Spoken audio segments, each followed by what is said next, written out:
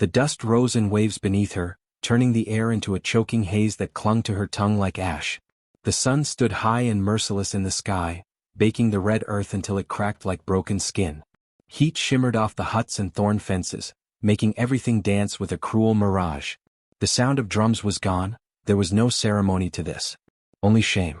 Only punishment. Only Awiko, dragged by her hair like an animal that had dared to bite the hand of its master. Her long black hair, once her pride, her shield, her inheritance, now wound around Elder Kaima's thick hand like a rope. Each step he took jerked her body forward through the dust. Her knees scraped raw. Her lip hung split and swollen.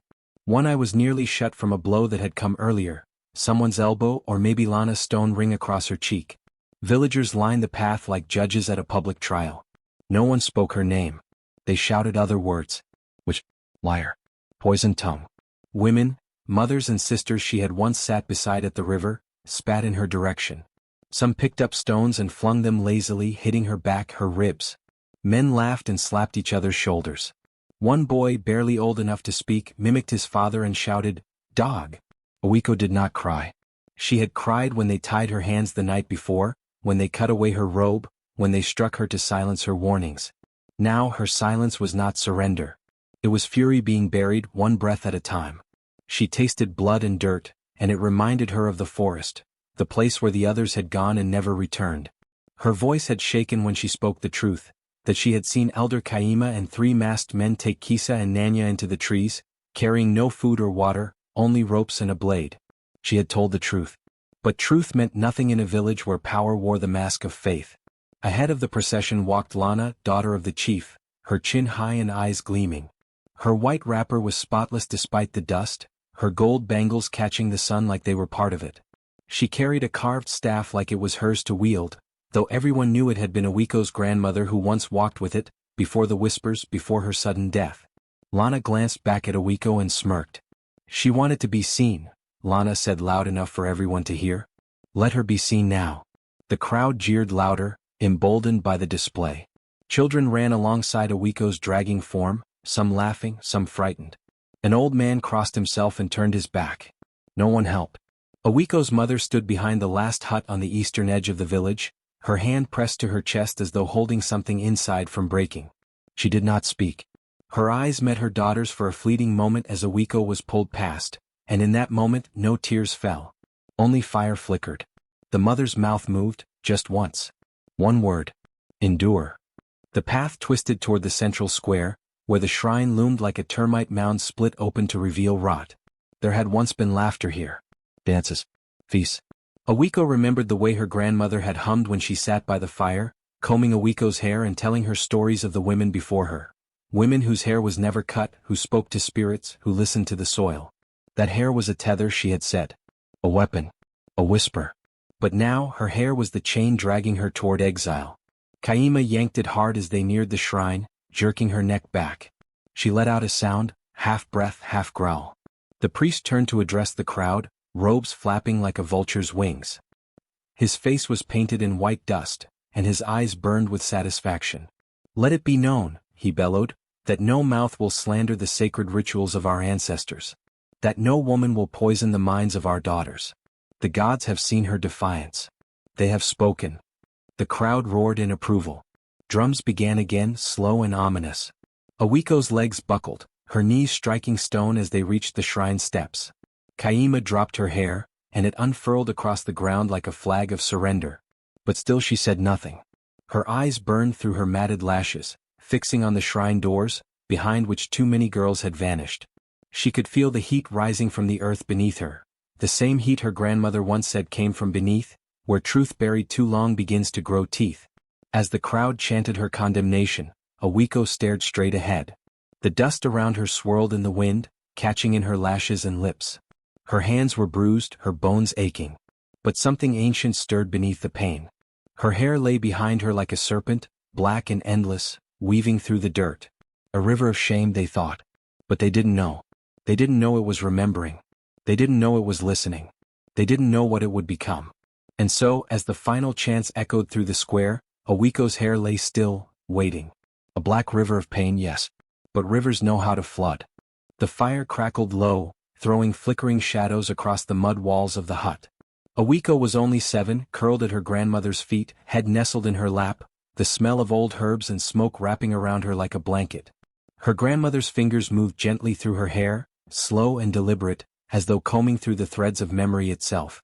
The night outside was silent except for the occasional call of a nightjar and the breath of wind that pushed through the banana trees like a whisper from the ancestors. "You must never cut it, Awiko," her grandmother said, voice rough with years but steady as a heartbeat. "This hair remembers who we are. Every woman in our line has carried it, like a river carrying rain from before the world had names." Awiko turned her face to look up. "Why does it have to be so long?" "Because it listens," the old woman said, smiling faintly. "It listens when no one else will. To the wind. To the roots. To your dreams." She tapped the girl's forehead gently. "When they lie to you, your hair will know. When they try to break you, it will wrap around your bones and keep you together. But only if you never cut it. Not one strand. You promise me?" Awiko nodded slowly, wide-eyed. "I promise." That night stayed with her, buried like a seed. Years later, after the old woman's sudden death, it sprouted into something more. They said she died of fever, but Awiko remembered the way Kaima had stared at her grandmother during the last village gathering, the way he had tightened his jaw when she corrected him during the harvest prayers, insisting that the land didn't belong to gods who demanded silence. Just 1 week later, the healer's hut caught fire in the night. Nothing was left but ash and no one asked questions. Awiko's mother grieved quietly, but it was Awiko who felt the loss like a rope around her chest. That was when she began walking barefoot through the fields after dusk, picking herbs by memory, repeating her grandmother's chants under her breath until the words no longer felt like sounds, but vibrations deep in her chest. She left dried leaves at the base of trees, buried eggs near the riverbank during blood moon nights. She began to dream things before they happened, small things at first. A chicken that would die. A friend who would fall ill. But then the dreams grew stranger. In one, she stood in a clearing where the trees whispered her name, and hair coiled around her arms like vines. In another, she saw Kaima kneeling by a blackened stone cave, offering red cloth and a silver blade to a shadow that had no face. When she awoke, her hands smelled of soil. Her hair, always wild and thick, seemed to curl tighter after each dream, as though it too had been touched by the things she saw. By 16, Awiko had learned to brew teas that soothed pain, oils that healed burns, and powders that made men confess secrets in their sleep. She kept her knowledge quiet, whispered into jars and folded into cloth, just as her grandmother had taught her. Her mother warned her not to be so bold, but Awiko felt the silence of the village too deeply to stay still. The girls were disappearing. It started with Kisa, who vanished after a harvest festival. Then Nanya. Then little Ada. Each time, the elders said the girls had run off or been taken by spirits. But Awiko had seen things. She had followed the moonlight one night after hearing strange chanting beyond the hills. She crept past the shrine, past the carved stones that marked the border between the sacred and the forbidden, and came to a cave entrance, black as oil, nestled between roots like a wound in the earth. She saw Kaima there. And Lana. And 2 masked men she didn't recognize. They led a girl inside, her wrists bound, her face dazed. Awiko wanted to scream but couldn't. The forest swallowed her voice. She ran home and told her mother. Her mother begged her to stay quiet. Instead, she told 3 other girls. One of them told Lana. The next day, Lana stood in the village square with tears in her eyes and said Awiko was jealous. That she wanted to ruin her father's name. That she had lost her mind from grief over her grandmother. She walks alone at night, Lana said. She talks to herself. My mother says that's how witches begin. The villagers listened. Awiko tried to speak, but every word she said felt like it was being plucked from her mouth and turned into ash. Elder Kaima stood tall, his hands folded, his voice full of sorrow and calm. I understand her pain, he said. Grief does strange things to the mind. But the shrine cannot be used for personal vengeance. We must protect the faith. He banned her from the shrine. Declared her unclean until she repented. Some villagers began avoiding her. Others mocked her openly. But she didn't stop. She wrote her visions in charcoal on the walls of her hut. She buried bones and petals under Lana's windowsill. She whispered prayers to trees no one else noticed. And through it all she never cut her hair. Even when a group of boys cornered her near the river and tried to cut it themselves, laughing, saying she needed to be cleansed, she fought them like a storm. When they tore out strands of it, her scalp bled, but she clutched the ends and wept not out of pain but mourning. She wove those strands into the hem of her dress, into her bedroll, into the walls of her hut. Every lost strand was buried. Nothing wasted. Nothing forgotten. By the time she turned 20, her hair reached the backs of her knees. When she slept, it spread around her like roots seeking soil. Sometimes she woke to find leaves caught in it, leaves she didn't remember touching. Sometimes it moved slightly even when she lay still. She knew they feared her. They whispered now instead of mocking. And still she refused the blade. Still she listened. Because something older than them all was beginning to stir. The invitation came on the wings of silence. Awiko hadn't seen Lana in weeks. Not up close. The chief's daughter had grown distant, her presence reserved for festival stages and shrine steps, surrounded by drummers and praise. So when the girl arrived unannounced at Awiko's hut just after sunset, flanked by 2 quiet servants bearing bowls of cassava, grilled fish, and palm wine, Awiko stiffened with instinct. "I come in peace," Lana said with a practiced smile. She wore white, not her usual reds and golds, a gesture of purity in village customs. Her hair was tightly bound in golden beads. Her eyes, though soft, held a flicker too steady to trust. Awiko said nothing. She stepped aside and let her in. They ate in tense silence.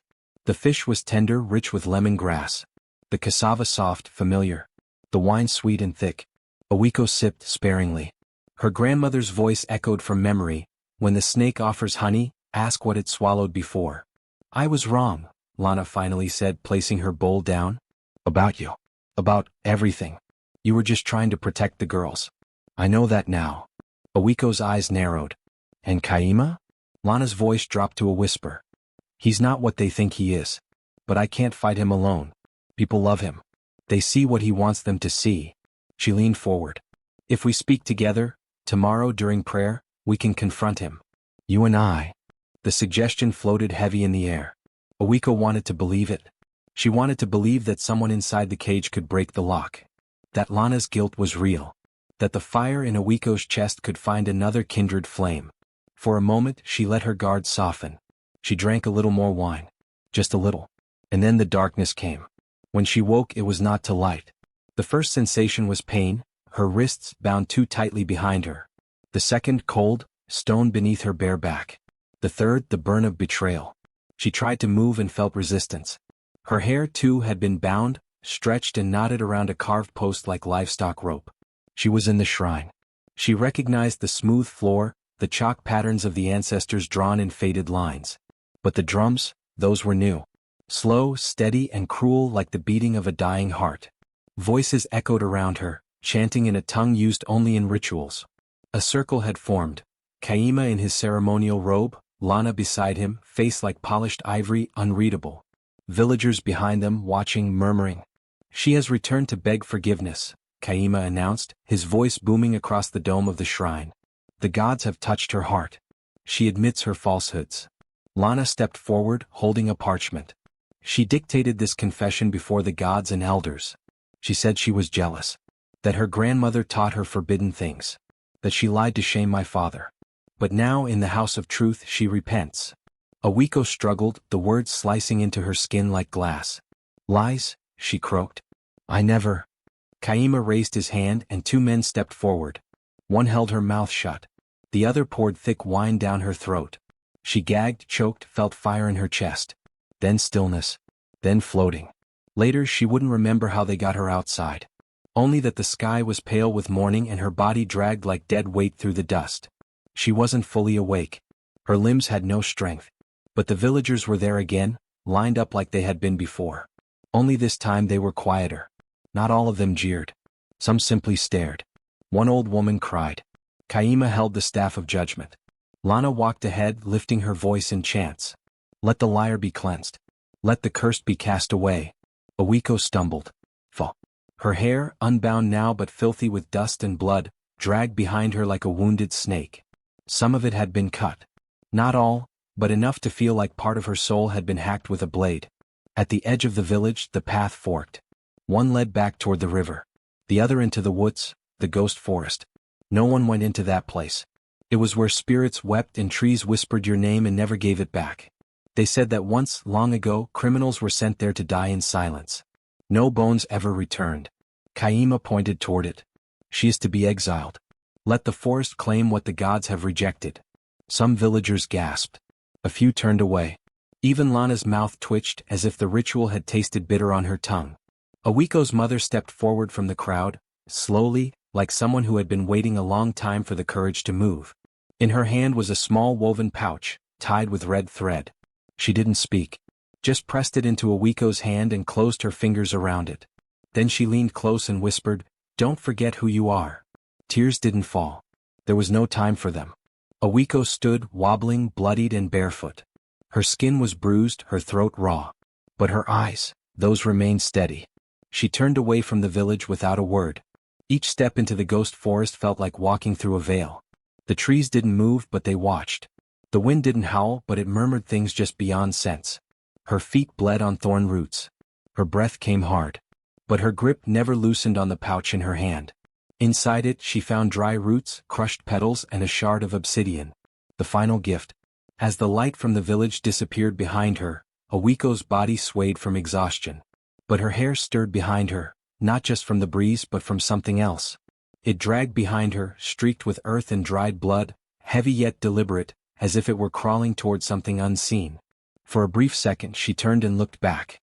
No one followed. No one dared. And then she vanished between the trees. But something in the forest woke. And something in her hair remembered. The forest did not welcome her. It claimed her.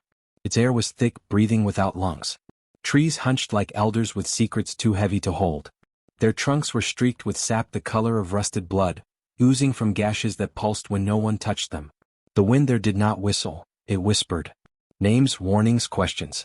Sometimes Awiko heard her own name repeated again and again, soft and rising, like a prayer offered by leaves. She staggered through it with broken steps, her legs trembling beneath her.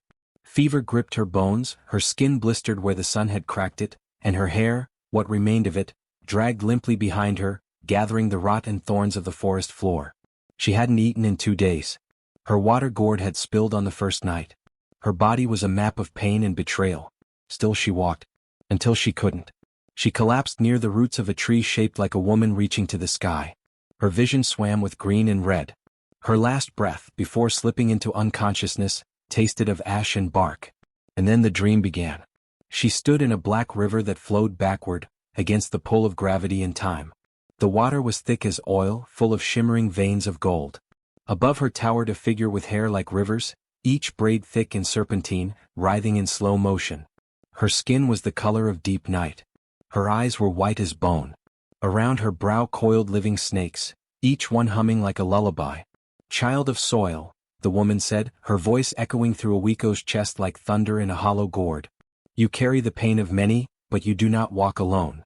Awiko opened her mouth, but no words came. "I am Obendu," the woman continued. "The breath between womb and grave. The witness of silence screams. You have been cut, but not severed. You have been buried, but not broken." Obendu extended a hand, and Awiko looked down to see her own hair, long again, impossibly long, floating in the dark river like seaweed. Obendu's voice wrapped around her like silk and flame. "Let your hair drink from the soil. Let it feed where blood once wept. What they tried to bind will now bind them." Awiko reached out to touch her. The moment her fingers brushed Obendu's hand, the dream shattered. She woke in a gasp of breath. Night had fallen. The stars blinked faintly through cracks in the canopy.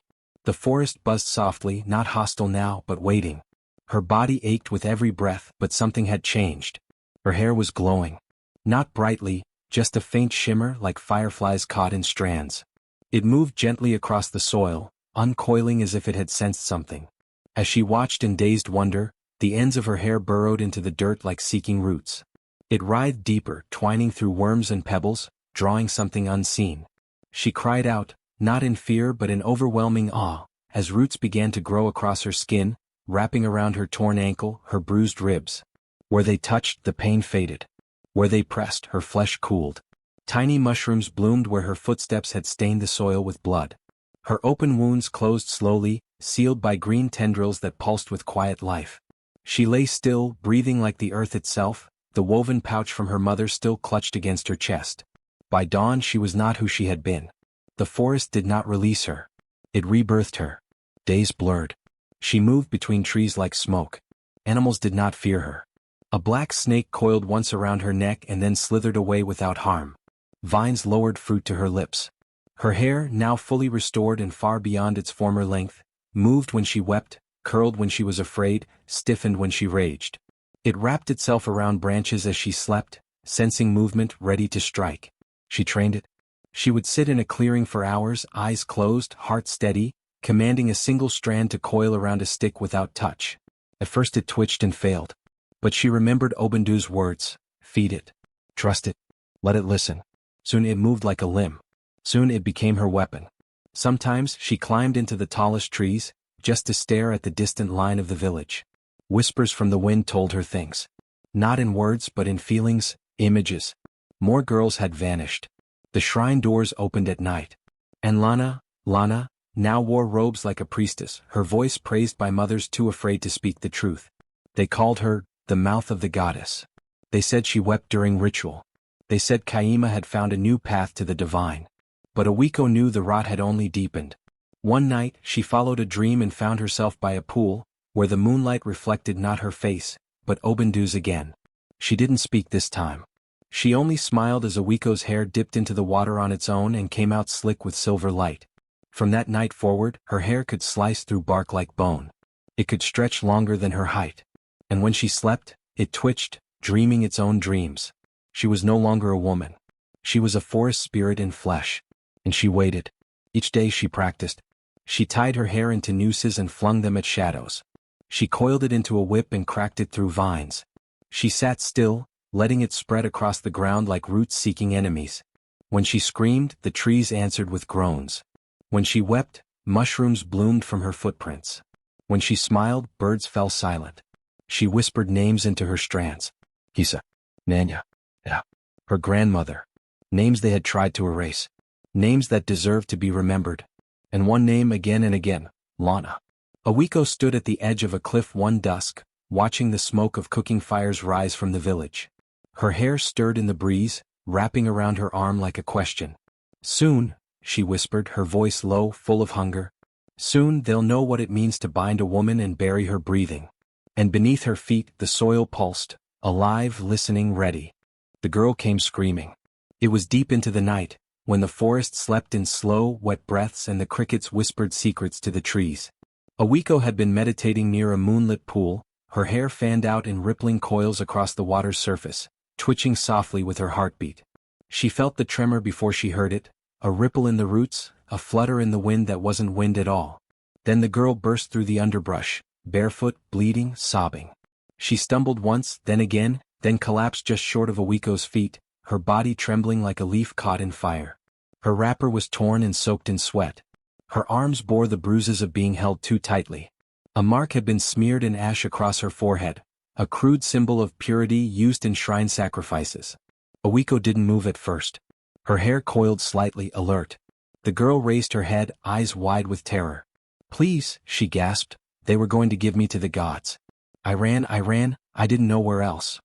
Awiko knelt beside her without a word and touched the girl's face. The girl flinched but the touch was cool, soft, like leaves on morning skin. Awiko's hair slid forward and wrapped gently around the girl's shoulders, steadying her. They called you a ghost, the girl whispered, eyes full of wonder and fear. But you're real, aren't you? Awiko gave no answer. She helped the girl drink water from a gourd and cleaned the dried blood from her knees with crushed herbs. As she worked, the girl spoke in broken sobs. They brought me to the shrine. Kaima said I had been chosen. Lana sang a song. They dressed me in white and burned incense. But there were no gods, only darkness. I heard something breathing behind the wall. I ran before they tied me. I ran into the woods because I saw you in my dreams. I think, she hesitated, I think you called me. Awiko looked at the girl and finally spoke. I did. The next morning, the girl stood trembling at the forest's edge, a thin slab of bark clutched in her hands. On it, scratched with bone and sap, were 11 words. You fed me to the forest. Now I will feed the forest with you. Awiko stood behind her, hidden by mist and thorns. Her hair lay flat against the forest floor, sensing, tasting, whispering. The girl walked into the village slowly, bark held against her chest. She dropped it at the center of the square and ran. That was the beginning. At first, no one took the message seriously. Kaima laughed and said it was the nonsense of a frightened girl. Lana pretended not to have heard. The chief dismissed it as witch talk. But that same night, a vine burst through the floor of the chicken house, thick and dark red, bleeding sap, wrapping around the feet of the birds until they suffocated. The next morning the vine had disappeared, but the chickens were dead. Their feathers had been arranged into a spiral, pointing toward the forest. The following night, it was the carpenter's wife. She went to sleep with a prayer bead in her hand, and was found by morning with her own hair twisted around her throat, eyes wide open and mouth stuffed with roots. No one had heard a sound. And then the dreams began. Women in the village, dozens of them, woke screaming from visions of Awiko's eyes glowing in the dark. Some claimed her hair had slithered into their beds. Others said they saw her face reflected in their cooking pots, unmoving, staring. Each night, another villager died. One man was found with vines threaded through his ribs, as if the forest had pulled him apart and tried to reassemble him. Another collapsed while fetching water. His arms were wrapped in black strands that no one could remove. A child wandered to the edge of the trees and returned mute, staring, her tongue split like a serpent's. Kaima tried to fight back. He lit fires at the shrine. He poured goat blood into the earth and shouted his chants. He cut the throats of 3 hens in the square and drew symbols in ash across his chest. But nothing worked. His voice began to tremble during prayer. The ground beneath the shrine began to rot. Crops wilted. Walls cracked. Still the deaths continued. He declared Awiko a demon. A banshee. A punishment from the gods for doubting his authority. He ordered anyone who dreamt of her to be cleansed in fire. He said the girl who brought the bark had been possessed and locked her away. But Awiko did not stop. She listened. Every name she remembered. Every wrong carved into her bones. Her hair, once shamed and dragged, now moved like judgment through soil and shadow. And Lana? Lana started to lose sleep. She looked into mirrors and saw shadows moving behind her, even when she stood alone. She heard music in the night, a soft, familiar hum she hadn't heard since the night she served poisoned wine. The tune Awiko's grandmother used to sing while combing her granddaughter's hair. The one Lana had stolen like everything else. One evening, as she dressed in her ceremonial gown, she caught sight of her reflection again. This time it wasn't her face looking back. It was Awiko's. Not angry. Not vengeful. Just watching. Lana screamed and shattered the mirror, but the song didn't stop. It echoed through the shrine's halls, rising from the walls, vibrating through the floor. By now, every woman in the village had started plaiting their hair tightly at night, afraid of what it might do if left loose. Some shaved their heads entirely. A few began lighting small fires at their doorsteps, whispering apologies to the trees. But the forest didn't care. It had waited too long. And Awiko had only just begun to feed it. The blood moon rose like a curse reborn. Low and heavy in the sky, it spilled red light over the village rooftops, turning thatched straw into rusted gold and the air into the color of clotting wounds. The elders said it was a cleansing moon, a night when spirits answered to the living. But no one truly believed that anymore. They only hoped fear could be dressed up in song. The festival was announced 3 days earlier. Lana stood in the square with her arms raised high, draped in red cloth embroidered with gold serpents. Her voice rang out across the huts like cracked glass. "We must purify the land," she declared. "The gods demand one final offering. Then the curse will break." Her face was pale beneath her paint. Her hands trembled. Everyone knew she was lying. But silence was safer than doubt. A girl was chosen. Barely 13. The daughter of a potter who had already lost 2 sons to the forest. She didn't scream when they painted her face. Just stared ahead like someone who had already disappeared. The drums began at dusk. Slow. A heartbeat from the edge of the world. Villagers circled the fire with dead eyes and forced smiles. Food burned on the fire. Men drank without tasting. Women prayed in whispers, eyes darting to the tree line. No one noticed when the leaves stopped moving. Or when the air grew still.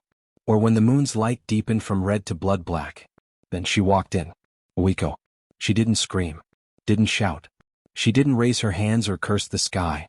She simply walked into the heart of the village, barefoot and blood-marked, her face lit by flame and memory. And behind her, her hair. It did not drag across the ground. It did not sway gently in the breeze. It floated, massive and alive, like a black storm cloud uncoiling itself behind her. Strands moved like limbs. Tendrils flicked like whips. It hissed through the air, tasting fear. The drums stopped. The fire cracked. One by one the villagers froze. Some turned to run. But the earth rose up, roots wrapped around their ankles pulling them to their knees. Cracks split the stone paths. Vines shot from the soil, spiraling around wrists, necks, mouths. Awiko kept walking. Her eyes found Kaima, who stood near the shrine altar, clutching his staff like it was holy. His mouth moved before his brain caught up. Which? Awiko tilted her head. Her hair snapped forward, a whip of black lightning. It coiled around Kaima's throat before he could finish his chant. He dropped the staff. His body lifted off the ground, choking, flailing, rising. Villagers screamed. But Awiko didn't. Her eyes locked on him, full of silence and ancient judgment. Her hair squeezed. Kaima's eyes bulged, then burst, spraying black blood into the dirt. His body twitched once, twice. Then it hung still. And still she didn't look away. A moment later the hair dropped him like garbage. He hit the ground with a sickening thud. Lana fell to her knees. Her red robes crumpled around her like dying fire. She shook as Awiko approached. She didn't even try to run. "Please," she whispered, hands raised. "I was afraid. He made me. I didn't know. I didn't mean." Awiko leaned in close, her voice softer than the wind. "You'll feel what you gave me."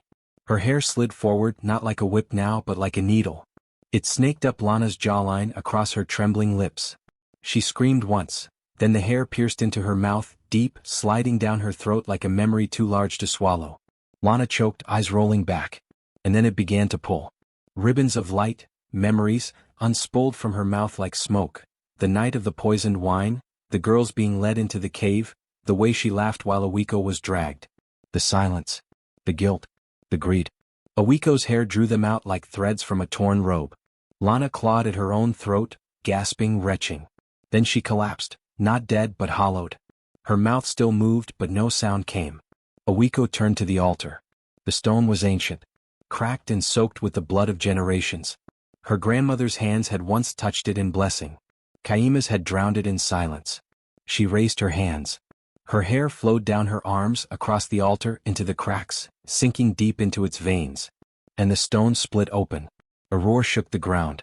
From the crevice rose shapes, glowing, translucent, floating. Girls. Dozens. Hair drifting behind them like banners of mourning. Their faces carried sorrow, rage, and peace all at once. Hisa. Nanya. Yeah. And more. All the vanished daughters. They hovered over the square as gasps and wails filled the air. Some villagers fell to their knees, sobbing. Others tried to crawl away, but the ghosts didn't touch them. They only stared. And then the fire took the shrine. It began in silence, just a flicker at the altar's edge. But it spread fast, wild, hungry. It leapt from Kaima's robes to the carved posts to the ceiling beams. Within minutes, the entire shrine was an inferno. Screams echoed. Then the fire leapt, not to homes, not to the crops, not to the trees, but straight to Kaima's house. It engulfed it in seconds, devouring every scroll, every charm, every robe and relic. But not one other hut burned. Not one chicken coop. Not one elder's porch. Only power. Only corruption. Only those who had fed the flames of silence. As the last beam collapsed, Awiko turned. The villagers parted like waves. No one moved to stop her. No one could. She walked back toward the trees, her hair trailing behind her like the tail of a comet, still glowing faintly. The ground she stepped on bloomed, small mushrooms, tiny red flowers, soft moss. Her feet left no wounds. Only change. Behind her, Lana wept without sound, her hands clutching the soil, her mouth mouthing names no one would ever believe again. And somewhere deep in the forest, the roots trembled. Satisfied. Fed. Morning arrived like a whisper. Smoke clung to the edges of the village, soft and gray, drifting between ash and dew. The once mighty shrine was now a blackened skeleton, its sacred pillars collapsed inward like broken ribs. Kaima's house was nothing but cinders. Yet the trees stood untouched, as if the fire had known exactly where to burn. And where to bloom. Because from the scorched center where the altar had cracked, flowers had begun to grow. Not weeds. Not sprouts. But full blossoms, deep red and purple, pulsing gently as though breathing. They sprouted through the blackened earth in tight clusters, surrounding a shallow hollow in the dirt where the altar once stood. Some villagers thought they smelled of iron. Others said honey. All who saw them went silent. No one mentioned Awiko aloud that morning. But her name hummed in the spaces between glances, in the tension behind every breath. She was gone. So was the girl she had saved. Vanished like mist. There were no footprints leading back into the forest, Only strands of black hair drifting in the grass like feathers, like warnings, like offerings. The elders gathered in the square, faces tight with shame. It was a divine test, one of them muttered. A judgment for losing our way. It's over now, another said too quickly. The darkness has passed. But no one truly believed them anymore. Especially not the women. Because something had shifted, not in the fire but in the silence it left behind. That very morning, without a word shared between them, several women unwrapped their headscarves. They let their hair fall freely down their backs, wind-tangled, sun-kissed. The market woman who used to hide her braids beneath a thick shawl. The potter's daughter who had always kept hers short out of fear. The widow who'd once burned hers in grief. They did not say Awiko's name. But their fingers lingered on their strands. And at night the whispers began. "Don't anger the one with the hair that listens," someone murmured beside a fire. "The forest remembers her. So should we." "She walks beneath the roots now," another said. "You can feel her when the ground is warm, even when the wind is cold." A girl in the weaving quarter told her mother she saw a face in the trees. A boy claimed his baby sister laughed at shadows just before mushrooms bloomed beside their door. A woman left a strand of her hair near the old shrine grounds and came back to find flowers shaped like hands growing in its place. The priesthood never reformed. The elders no longer held power in silence. Something older had taken root. And in its place, a new ritual quietly emerged. It wasn't announced. It wasn't taught. Just happened. Girls began gathering under the moonlight once a month. No drums. No songs. Just small fires, soft eyes, and strands of hair curled in their palms. They whispered their fears into them. Then they planted the strands in the dirt, burying them beside trees, stones, and stream banks. Some called it a blessing. Others a remembering. But all believed it mattered. Because the forest now glowed faintly at night. Not brightly, not enough to scare, but enough to mark. A silver-blue shimmer danced between branches when the wind was still. The trees swayed even when no breeze moved them. And those who listened closely claimed they could hear humming, not from animals, not from birds, but from something deeper. Awiko's mother never left the village.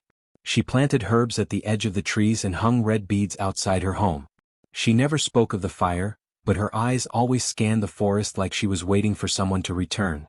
Or perhaps already watching her move within the leaves. Years passed.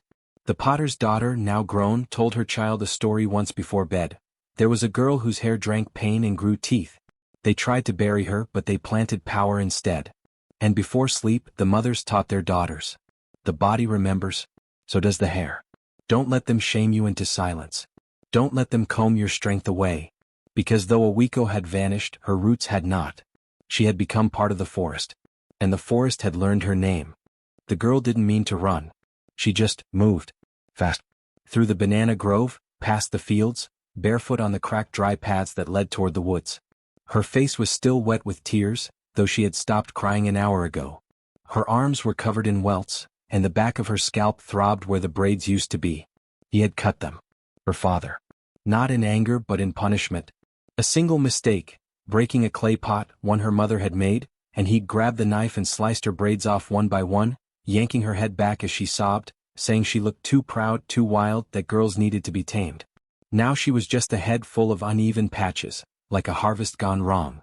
She had always loved her hair. It wasn't perfect. Sometimes it tangled in the wind, sometimes it stuck out like branches, sometimes her mother scolded her for not oiling it enough. But it was hers. It listened to her. It hid her secrets. It caught sunlight and laughter. Now it was gone. The forest didn't scare her like it used to. People still said not to go too deep. That the trees had moods. That voices sometimes whispered from the roots. That there was a woman who lived somewhere near the river, the one they only spoke of in lowered tones if they dared at all. The one whose hair never stopped moving. But the girl had no fear left. Just shame. And a heart too loud to carry alone. She followed a path made by animals, ducked beneath thorny vines, and walked until she couldn't hear anything but the wind in the leaves. Then she saw it, the river. It wound slow and wide, dark with shadow and glints of moonlight. She sank to her knees at the edge and leaned over it, her reflection a trembling ghost. She cupped her hands and let the water slide through her fingers. Then, without knowing why, she began to speak. "I didn't mean to drop it," she whispered. "It was just a pot." But he looked at me like I was nothing. She touched the back of her head, wincing. "He said girls shouldn't wear their hair like they matter." Her voice cracked. "He didn't even look at me when he cut it. Tears welled again. The wind stirred. Leaves shifted behind her. She wiped her nose, sniffed, and added, "I don't want to go back. Not yet. I just wanted to feel safe for a little while." Silence. Then, a breeze touched her cheek. Warm. Almost like breath. She turned her head. And saw her. A woman stood just beyond the trees, where the moonlight painted silver on the ground. Her skin was deep brown, lit from within. Her eyes glowed softly, like embers that remembered every fire. But it was her hair that stilled the world. It rose behind her like a crown, like branches of night, like water that had memory and motion. Long, living strands that moved with intelligence, curling gently through the air and brushing the ground with reverence. Some were thick as rope, others delicate as thread. Flowers bloomed from them. Leaves curled in their grip. The girl didn't speak. Couldn't. The woman stepped forward, her bare feet barely pressing the grass. She didn't say a word. Just knelt beside the girl and looked at her, not with pity, not with sadness, but with knowing. Then, slowly she reached out. The girl didn't flinch. The woman placed her hand gently on the girl's scalp. Her fingers were warm and humming as if the wind had a pulse. And then, the girl gasped. Her scalp tingled. Tickled. Bust. A strange heat spread across her skin, then cooled like spring water. She reached up. And felt her hair again. New hair. Alive hair. It coiled softly under her fingers, glowing faintly in the moonlight. The braids she had lost hadn't returned. No, this was different. This was something the world hadn't touched. Hair that listened. Hair that had grown from a promise, not a punishment. The woman smiled. She didn't need to speak. The girl knew who she was now. Everyone in the village knew the story, even if they whispered it like legend. The one they once dragged. The one whose pain grew roots. The one the forest chose. The girl opened her mouth, but no words came. The woman simply nodded once, rose, and turned to go. Her hair flowed behind her like shadow and storm, a river of memory that left blossoms in its wake. She didn't walk with noise. She didn't walk with rage. But she walked like the earth moved to make space for her. The girl sat still long after she was gone. A new breeze stirred. The river shimmered. And deep in her bones, the girl understood what her mother had never taught her. That hair remembers. That it can heal. That it can protect. That it can rise. And that some women, once broken, do not return for revenge. They return to make the ground holy again. They dragged her by the hair once, but now she walks where no one dares and her hair walks with her.